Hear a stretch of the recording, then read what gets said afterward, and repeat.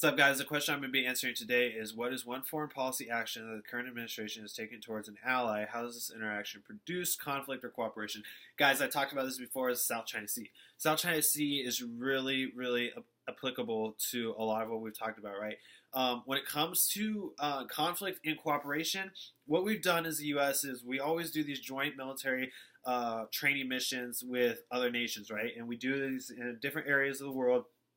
But one that we've done a lot, and we've kind of moved towards is Navy missions and joint Air Force missions also with these other nations in the South China Sea and around it. So basically, what happened was there was a trade argument over weapons and all this other stuff that we were making with Taiwan, and China was like, hey, no, you're not doing that. If you do that with Taiwan, if Taiwan doesn't say no, they don't back down, we're going to come invade Taiwan, and basically we control Taiwan, so don't do it.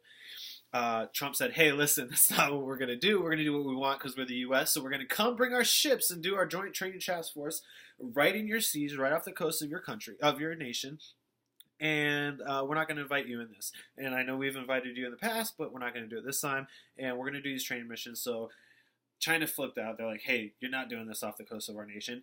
Respectfully, I understand. And the U.S. wouldn't allow somebody to do that on our coast, right? So what China did is they built up these barriers, and basically they made sand islands where they could put weapons on, and they could kind of make small bases, and they put a bunch of Navy ships in that area. And basically what it's doing is it's creating conflict while also creating cooperation.